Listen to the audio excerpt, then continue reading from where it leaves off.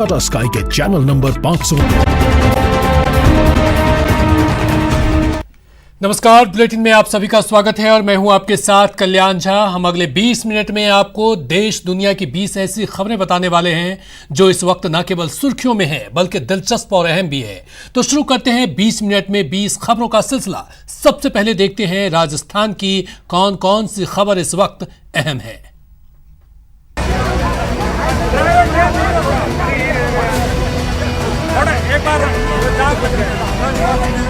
सड़क पर चक्का जाम करने वाले ये लोग बेहद गुस्से में हैं।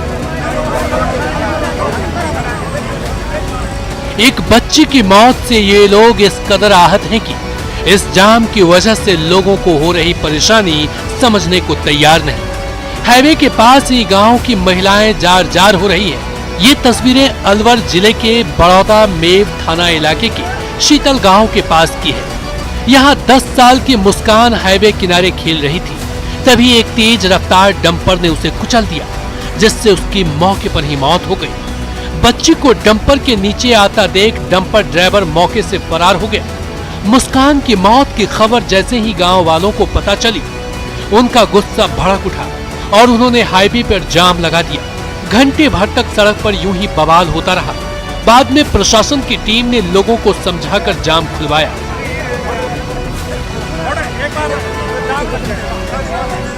रोड क्रॉस करते हुए साइड में चल रही थी जी। डंपर वाला बहुत स्पीड में आया हुआ, ओवरलोड गाड़ी थी, तो बच्ची थी, एक लड़का था इस साथ में, तो बच्ची तुरंत एक्सपायर हो गई। तो डंपर वाले बहुत तेज गति में डंपर आ रहा था और बच्चा जो दूसरा लड़का था उसकी एक पास टूट चुकी है और उसकी बांडी टूट चुकी है। एकदम से आई थी, बाइक इधर से उधर से आ रहा था। अच्छा, फिर और टक्कर हो गई इससे। फिर क्या हुआ? टक्कर होने का पता नहीं क्या हुआ, भागे क्यों? पिटने की वजह से। धू धू कर जल रहे इस ट्रैक्टर की तस्वीर झालावाड़ जिले के असनावर थाना इलाके के जूनाखेड़ा गांव से आई है। जिस ट्रैक्टर में आग लगी है उस ट्रैक्टर में पराली लदी हुई थी, जिसकी वजह से इस आग ने चंद मिनटों में विकराल रूप अख्तियार कर लिया था। बताया जा रहा है कि पराली लेकर खेत से ये ट्रैक्टर जूनाखेड़ा गांव की ओर आ रहा था, लेकिन गांव के अंदर पहुंचते ही ट्रैक्टर ट्रॉली बिजली के तार से छू गई, जिससे हुई स्पार्किंग की वजह से चिंगारी निकली और ट्रैक्टर में आग लग गई। ट्रैक्टर में लगी आग देखकर ड्राइवर ने सूझबूझ दिखाई और वो ट्रैक्टर को गांव से बाहर निकाल ले गया और फिर खुद उससे दूर हट गया। गांव से बाहर निकलते निकलते ट्रैक्टर में लगी आग और ज्यादा तेज हो चुकी थी और कुछ ही देर में ट्रैक्टर में रखी पराली के साथ साथ ट्रैक्टर और ट्रॉली दोनों जलकर खाक हो गए। गनीमत ये रही कि ट्रैक्टर ड्राइवर की सूझबूझ की वजह से इस आग से किसी को कोई चोट नहीं आई। हालांकि पराली और ट्रैक्टर दोनों आग की भेंट चढ़ गए।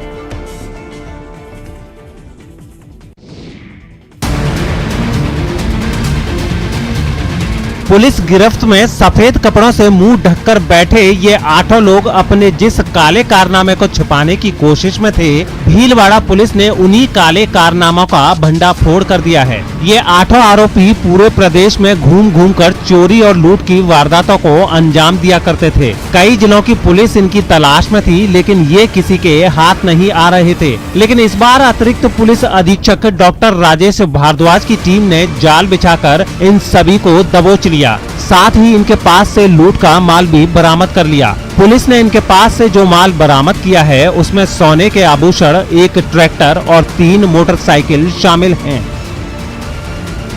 भीलवाड़ा जिले में कई इस तरह की वारदातें हुई हैं पिछले साल भर में, और उसी को मद्देनजर रखते हुए कि घटनाएं गंभीर हैं और इस तरह की वारदातों पे अंकुश लगाना चाहिए, जरूरी भी है। इस गैंग के 8 लड़कों को गिरफ्तार किया गया है और इन 8 लड़कों से पिछले साल भर में भीलवाड़ा जिले में हुई तकरीबन 1 दर्जन से अधिक वारदातों का खुलासा हुआ है और जिसमें रिकवरी भी अधिकतर मामलों में कर ली गई है।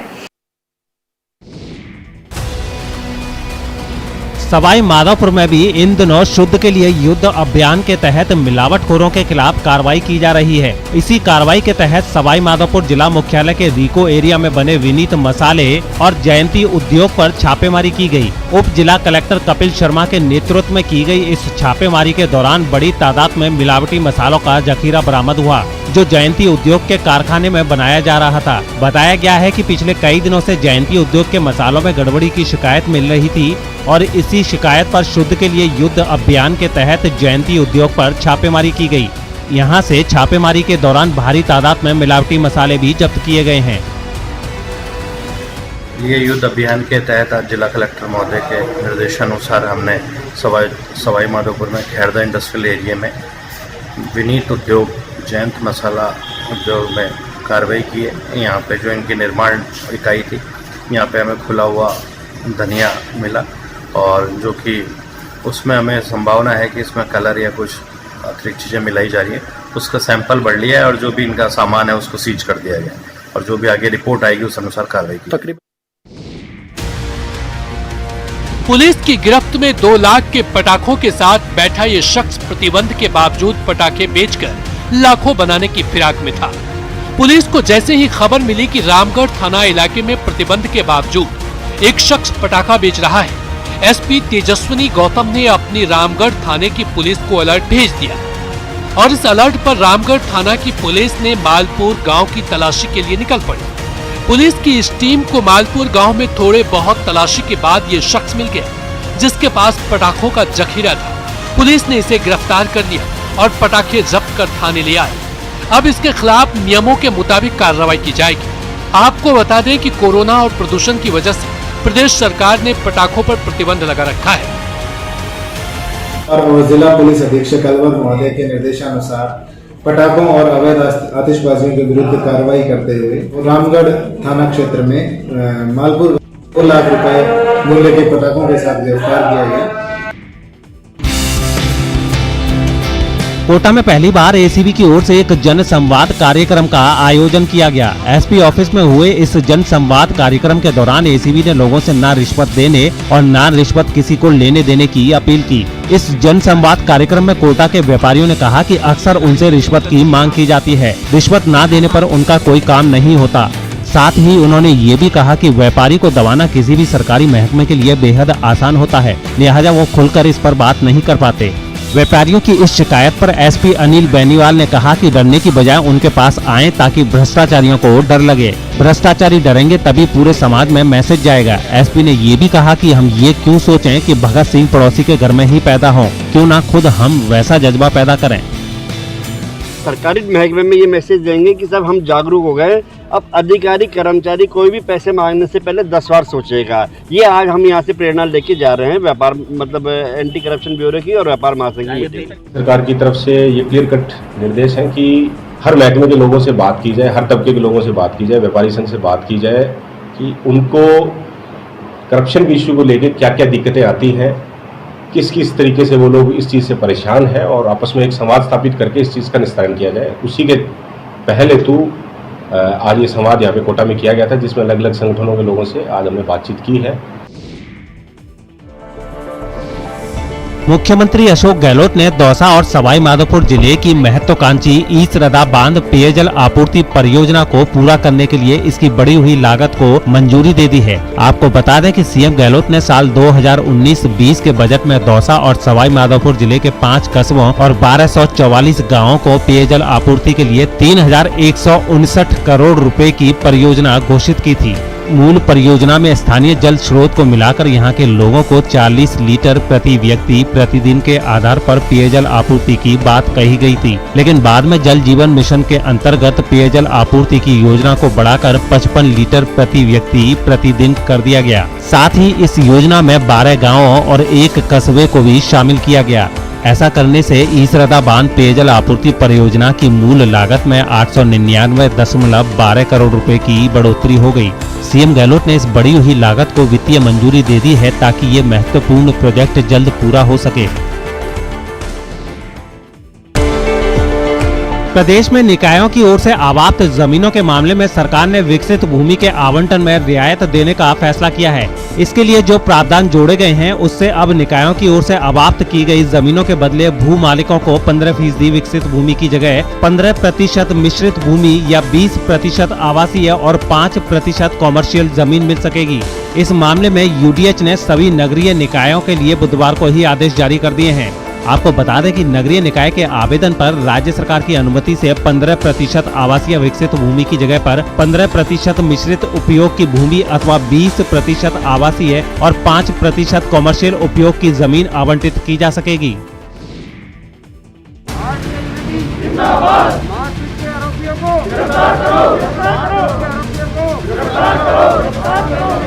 अजमेर के जेएलएन अस्पताल में लाइन में खड़े हुए ये रेजिडेंट डॉक्टर्स उन तीमारदारों की वजह से नाराज हैं जिन्होंने इनके साथ बदसलूकी की थी और हंगामा किया था। इन डॉक्टरों का कहना है कि जेएलएन अस्पताल में 22 अक्टूबर को एक मरीज की इलाज के दौरान मौत हो गई थी।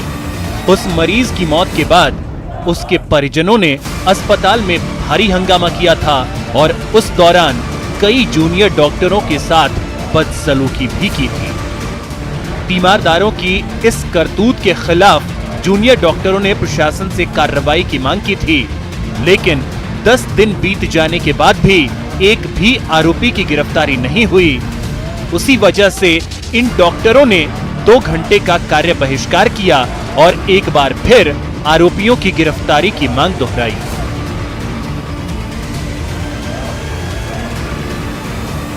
हमारे महिला चिकित्सा कर्मियों के साथ श्री प्रभास भटनागर के परिजनों द्वारा मारपीट की गई, गाली गलौज की गई एवं राजकार्य में बाधा पहुंचाई गई। हम चिकित्सकों ने अपने धर्म निभाते हुए हम पिछले 30 दिनों से उनकी सेवा कर रहे थे, लेकिन फिर भी यदि कुछ होनी अनहोनी मिसहैपनिंग हो जाती है तो उसके लिए सिर्फ चिकित्सक कैसे जिम्मेदार हो सकता है।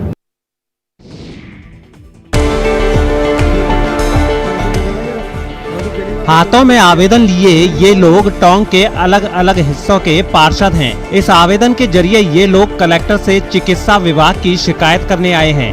चिकित्सा विभाग की शिकायत करने आए इन पार्षदों का आरोप है कि चिकित्सा विभाग की लापरवाही से टोंक में मलेरिया और डेंगू पैर पसारता जा रहा है। इसके साथ ही इन लोगों का आरोप है कि डेंगू और मलेरिया का इलाज कराने के लिए जो पेशेंट टोंक के सादत अस्पताल आते हैं उन्हें इलाज के बदले रेफर लेटर पकड़ाकर जयपुर भेज दिया जाता है। इन पार्षदों की मांग है कि सादत अस्पताल में भी डेंगू और मलेरिया के इलाज की व्यवस्था की जाए। आपको बता दें कि पिछले कुछ दिनों में टोंक में डेंगू से 8 लोगों की मौत हो चुकी है। हम जो डेंगू का प्रकोप भी टोंक में बढ़ता जा रहा है और खासा तौर पे पुरानी टोंक क्षेत्र के अंदर बहुत ज्यादा इसका प्रकोप बढ़ चुका है और अभी हाल ही के अंदर 7-8 से लेकर 10 तक मौतें हो चुकी हैं। और जो चिकित्सा प्रशासन का और जिला प्रशासन का जो रवैया है वो बिल्कुल नाकाबिले बर्दाश्त है। छोटी छोटी चीज़ों के लिए जयपुर रेफर कर देते हैं, तो ये कौन सा तरीका है? इसलिए उनका अंकुश होना चाहिए और जो डेंगू से पीड़ित लोग हैं वो परेशान हैं तो उनका थोड़ा सा समाधान करें, उनको थोड़ा सा रिलीफ पहुँचाए, हमारी यही मांग है। चलिए अब 20 मिनट 20 खबर में बात करते हैं दूसरे प्रदेश की खबरों की। अहमदाबाद में एक कपड़े के गोदाम में रखे बॉयलर में धमाके के बाद आग लग गई जिसमें 11 लोगों की मौत हो गई जबकि कई लोग घायल हो गए। जिस वक्त यह हादसा हुआ उस वक्त गोदाम में 35 से ज्यादा लोग काम कर रहे थे, जिसका एक वीडियो भी सामने आया जिसमें दिखा कि गोदाम के अंदर जोरदार धमाका हुआ और उसके बाद वहां चारों तरफ धुआं छा गया। धमाके की आवाज सुनकर गोदाम के बाहर खड़े लोग इधर उधर भागते दिखे। हादसे की एक और तस्वीर सामने आई जिसमें धमाके से पहले कई लोग गोदाम के अंदर काम करते हुए दिखाई दिए। उसके चंद सेकंड बाद ही वो सभी लोग इसकी चपेट में आ गए। धमाका इतना जोरदार था कि गोदाम की छत ढह गई जिसमें कई लोग दब गए। दमकल विभाग के कुछ लोग एक घायल आदमी को गोदाम से निकालकर अस्पताल पहुंचाते दिखे जबकि वहां मौजूद कुछ महिलाएं जोर जोर से रोती हुई दिखाई दी।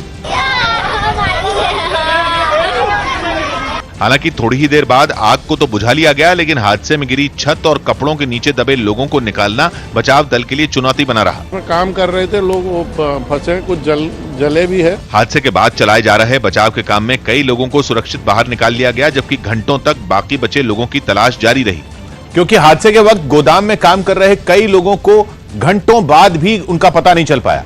प्रधानमंत्री ने भी अहमदाबाद में हुए इस हादसे पर दुख जताया और ट्वीट कर हादसे में मारे गए लोगों के परिवार वालों का ढांढस बंधाया। पीएम के ट्वीट के तुरंत बाद राज्य सरकार ने भी इस घटना की जांच बड़े अधिकारियों से कराने के आदेश दिए। साथ ही मारे गए लोगों के परिवार वालों को 4-4 लाख रुपए मुआवजा देने का भी ऐलान किया गया। इतना ही नहीं, हादसे में घायल हुए लोगों को देखने के लिए कई अधिकारी अस्पताल भी पहुंच गए। दार्जिलिंग में अलग गोरखालैंड की मांग करने वाले गोरखा जनमुक्ति मोर्चा के बिमल गुरुंग के टीएमसी को समर्थन देने के ऐलान पर घमासान छिड़ गया। इस मामले में टीएमसी की मुश्किल विरोधियों ने नहीं बल्कि उसके सहयोगियों ने ही बढ़ाई है, क्योंकि बिमल गुरुंग का विरोध करने वाला गोरखा जनमुक्ति मोर्चा का विनय तमांग गुट इस बात से नाराज है और लगातार बिमल गुरुंग के खिलाफ प्रदर्शन कर रहा है। इस बार इन लोगों ने बिमल गुरुंग के खिलाफ दार्जिलिंग की सड़कों पर पटाखे फोड़कर अपना गुस्सा दिखाया और उनके खिलाफ जमकर नारे लगाए। करीब 3 साल तक छुपकर रहने वाले बिमल गुरुंग ने जैसे ही टीएमसी का साथ देने का ऐलान किया, विनय तमांग गुट के लोग भड़क गए। वो बड़ी तादाद में सड़कों पर उतरे और रैली निकाली। उन्होंने आरोप लगाया कि गुरुंग की वापसी से दार्जिलिंग की शांति भंग हो जाएगी। जो उनका हिंसा फैलाने का सोच है, उसका विरोध है। लेकिन टीएमसी इस सारे विरोध से बेपरवाह दिखी। यही नहीं, उसने इस बात के भी संकेत दिए कि ममता बनर्जी उन पर दर्ज मामलों पर नर्म रुख दिखा सकती है। बिमल गुरुंग पर 100 से अधिक केस दर्ज हैं। केसेस अभी भी है, तो ये राज्य सरकार ने तय करेंगे कि वो केस के बारे में क्या होगा। माना जाता है कि दार्जिलिंग इलाके में गुरुंग का अच्छा खासा प्रभाव है। दिल्ली पुलिस ने कश्मीरी गेट में झपटमारों के खुफिया ठिकाने का बड़ा पर्दाफाश किया। बताया गया कि वहां से गुजरने वाले लोगों का सामान छीनने के बाद स्नैचर पास में एक फ्लाईओवर के नीचे खाली छोड़ी जगह में रफू चक्कर हो जाते थे, ठीक वैसे ही जैसे चूहा अपने बिल में छिप जाता है। झपटमारों के इस अड्डे पर जब हमारी टीम पहुंची तो देखा कि फ्लाईओवर के नीचे सर्विस एरिया में करीब 500 मीटर लंबी एक गुफा सी है। अंदर ऐसा घुप अंधेरा कि किसी की परछाई तक न बने और हर तरफ गंदगी और कूड़े का ढेर। जहां कोई झांकने भी न जाए वहां झपटमार पनाह लिए रहते थे। लेकिन 31 अक्टूबर को पुलिस ने उनके ठिकाने पर दबिश दे दी। 31 अक्टूबर को एक महिला इसी जगह से जा रही थी और आईएसबीटी में बस पकड़ना था उसे, लेकिन उसी दौरान एक स्नैचर ने उनके पर्स छीना, उन्हें यहाँ पर गिराया, उसके बाद इसी गुफा के अंदर भागा। इसके बाद पुलिस वारदात की जगह पर पहुंची। तभी पुलिस वालों की नजर फ्लाईओवर की इस खाली जगह पर पड़ी। उन्हें शक हुआ, वो इसके अंदर दाखिल हुए और झपटमार को वहां छिपा देखकर उनके होश उड़ गए। लड़के वहां इसका अंदर कैविटी इसके अंदर रहते हैं, तो वहां से आके कुछ एक छीना झपटी कर लेते हैं। पुलिस की सूझबूझ से महिला से छीना झपटी करने वाला आरोपी गिरफ्तार हो गया और महिला का पर्स और मोबाइल उसे वापस मिल गए। दिल्ली में खतरनाक प्रदूषण के बीच भारतीय कृषि अनुसंधान संस्थान के वैज्ञानिकों ने पराली को खाद में बदलने की तकनीक के सफल होने का दावा किया। 20 दिन पहले दिल्ली के नरेला इलाके में पराली को खाद में बदलने के लिए केमिकल का छिड़काव किया गया था और इस छिड़काव का क्या असर रहा, ये जानने के लिए सीएम अरविंद केजरीवाल खुद खेत पर पहुंच गए। इस दौरान उनके साथ पर्यावरण मंत्री गोपाल राय और पूसा इंस्टीट्यूट के वैज्ञानिक भी मौजूद रहे। पराली जो है वो पूरी तरीके से गल चुकी है और इस वक्त जो है उसके खेत पर ट्रैक्टर चलाया जा रहा है ताकि दूसरी फसल के लिए पूरे खेत को तैयार कर सकें। वैज्ञानिकों के साथ किसान भी नतीजे से बेहद खुश दिखे। किसानों ने भी दावा किया कि पराली को खत्म करने वाले घोल का उन्हें फायदा मिला। पराली सारी जमीन में मिल गई है, गल गई है। अगली फसल में इसका बेनिफिट मिलेगा, इससे खाद कम डालना पड़ेगा। केजरीवाल ने दूसरे राज्यों से भी इस तकनीक को अपनाने की अपील की। तो अब समाधान है, कोई सरकार ये बहाना नहीं बना सकती कि हमारे पास समाधान नहीं है। पराली को खाद में बदलने के लिए जिस घोल का छिड़काव किया गया था उसे एक कैप्सूल से तैयार किया गया। दावा है कि एक कैप्सूल बनाने में महज 5 रुपए की लागत आई। हर साल पराली जलाने की वजह से काफी प्रदूषण होता है, जिसकी मार दिल्ली को भी झेलनी पड़ती है। मुंबई में एक रेस्टोरेंट मालिक ने एक अनोखी पहल की, जिससे कई जरूरतमंदों को मुफ्त में खाना मिलना शुरू हो गया।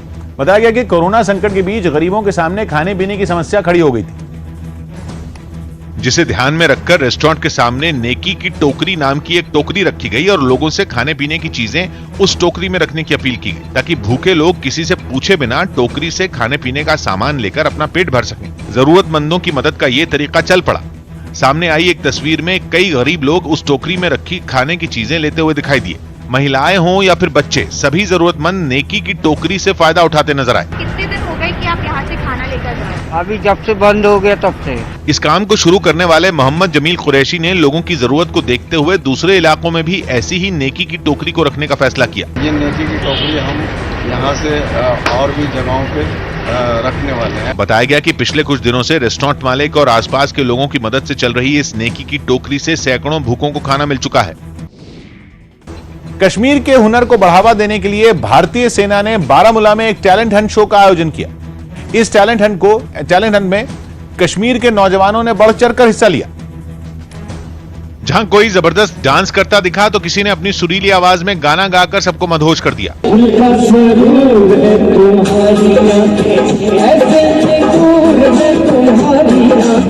कश्मीर गॉट टैलेंट के नाम से हुए इस कार्यक्रम में नौजवानों के साथ ही बच्चों ने भी अपना हुनर दिखाया।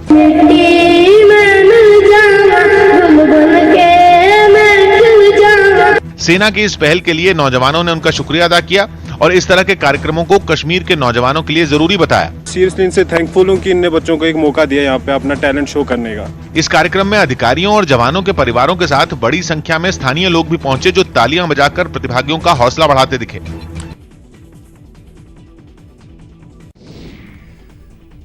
और अब बात करते हैं कुछ अंतर्राष्ट्रीय खबरों की।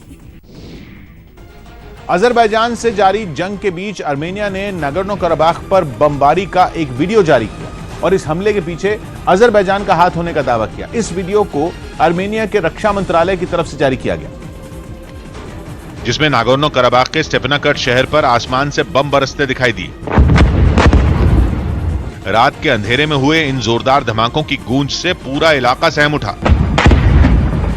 जिन जगहों पर बम गिरे वहां से आग की लपटें उठती दिखाई दी। धमाका होते ही खतरे का सायरन बजाकर लोगों को अलर्ट कर दिया गया। इस हमले की चपेट में अस्पताल समेत कई मकान और गाड़ियां भी आ गईं, जिसके बाद वहां तुरंत राहत बचाव का काम शुरू कर दिया गया। मध्य अमेरिकी देश निकारागुआ ने एटा तूफान में वहां पर एटा तूफान ने भारी तबाही मचा दी। इस तूफान का असर निकारागुआ के कई इलाकों में पिछले 3 दिन से देखने को मिल रहा है, लेकिन अब इसका रौद्र रूप देखने को मिला। सब कुछ बर्बाद करने पर आमादा इस तूफान ने समंदर किनारे के इलाकों में भारी तबाही मचाई। निकारागुआ के एक शहर पुएर्तो काबेसास में इतनी तेज हवाएं चली कि कई मकानों की छतें उखड़ गईं। सैकड़ों पेड़ भी तूफान से खुद को संभाल नहीं सके। तेज हवाओं के साथ भारी बारिश से हालात और भी ज्यादा बिगड़ गए।